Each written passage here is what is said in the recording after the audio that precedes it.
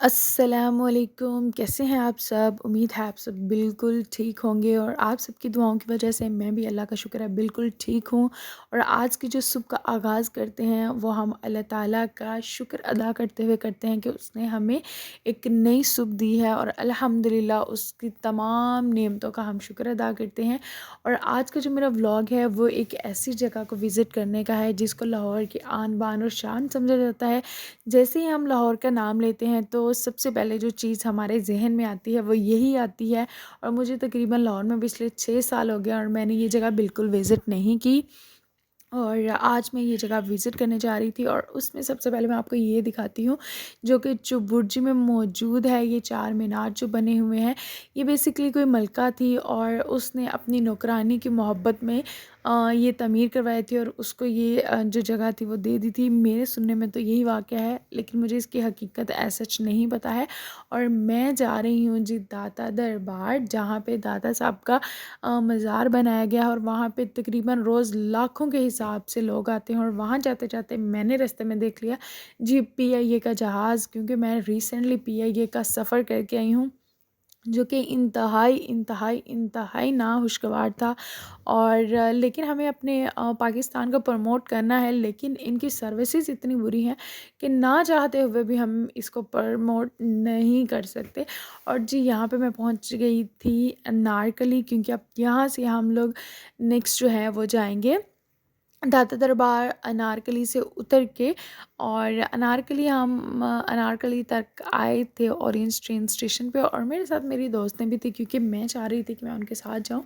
اور ان کو بھی دکھا کے آؤں اور خود بھی دیکھوں۔ اور ہماری کوشش یہی ہوگی کہ ہم داتا دربار کے اندر نہ جائیں، بیکاز میں نے سنا ہے کہ وہاں پہ بہت زیادہ جو جیب کترے ہوتے ہیں اور سارے ایسے لوگ موجود ہوتے ہیں کہ جو کہ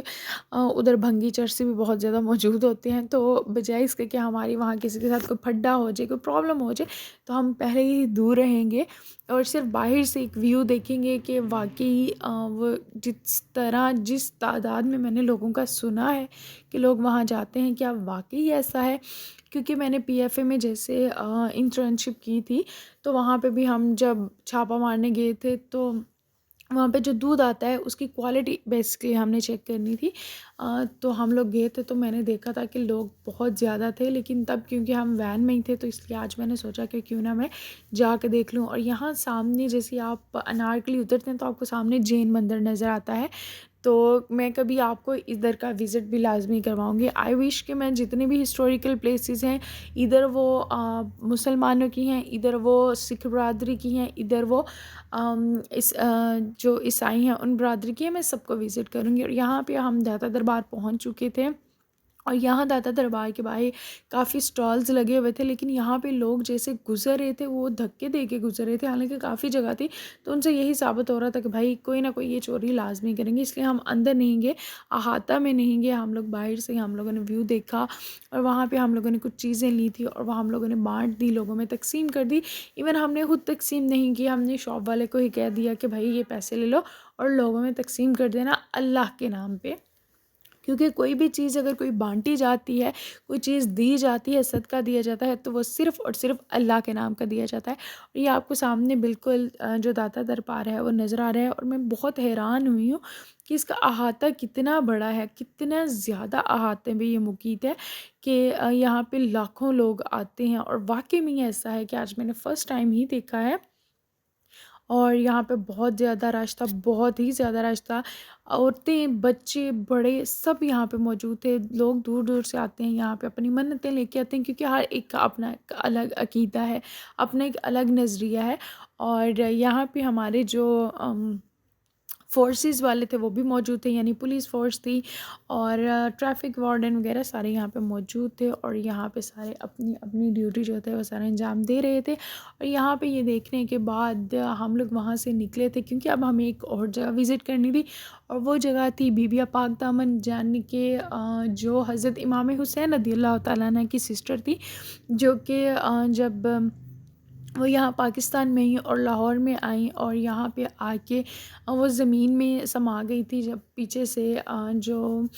وہ لوگ تھے جو انہیں قتل کرنا چاہتے تھے اور ان کے ساتھ برا کرنا چاہتے تھے، تو ان سے بچنے کے لیے اللہ تعالیٰ نے ان کو زمین میں جگہ دے دی تھی، اور کہا جاتا ہے کہ ان کا ایک پلو جو ہے وہ قبر کے باہر رہ گیا تھا، اور وہاں پہ ایک ایسا درخت بھی موجود ہے جہاں پہ جو کہ بیسکلی اونٹ تھا، تو لیکن وہ درخت کی شکل اختیار کر گیا تھا۔ یہ سب اللہ تعالیٰ کے ہی کرشمے کی وجہ سے ہوا تھا۔ اب کیونکہ میں نے کبھی وزٹ نہیں کیا اور اب مجھے وزٹ کرنا تھا، لیکن جیسے ہی ہم لوگ اتنا لمبا سفر کر کے گئے اور رستے میں ہمیں یہ پتہ چلا، ہمارے جو رکشے کے انکل تھے انہوں نے یہ ہمیں بتایا کہ بیٹا وہ تو بند ہے، کیونکہ وہاں پہ انسٹرکشن کا کام چل رہا تھا، لیکن پھر بھی ہم لوگ گئے، ہم لوگوں نے کہا کہ نہیں ہم دیکھ لیتے ہیں، مے بی وہ ہمیں اندر جانے کی اجازت دے دیں، لیکن جیسے ہی ہم لوگ سفر کر کے گئے تو انہوں نے ہم سے سوری کیا، انہوں نے معذرت کی کہ ہم لوگ آپ کو اندر نہیں جانے دے سکتے کیونکہ انسٹرکشن کا کام چل رہا ہے۔ دیٹس وائی، کیونکہ کنسٹرکشن جب ہوتی ہے اور تب کافی زیادہ وہاں پہ لوگ جو ہیں وہ جمع ہو جاتے ہیں، تو وہ ہر ایک کو اندر نہیں جانے دے سکتے، اسی لیے انہوں نے ہمیں کہا کہ آپ باہر ہی رہیں کیونکہ کنسٹرکشن کا کام ہے اور کافی زیادہ چیزیں وہاں پہ موجود تھیں، یعنی اینٹیں وغیرہ یہ سارا کچھ وہاں پہ موجود تھا، تو جگہ بالکل بھی نہیں تھی۔ جیسے ہم وہاں پہ گئے، وہاں پہ ایک میرے ساتھ ایسا واقعہ ہوا جو کہ مجھے لگتا ہے کبھی بھی کسی کے ساتھ نہیں ہونا چاہیے۔ ہر انسان کا اپنا ایک عقیدہ ہوتا ہے، اور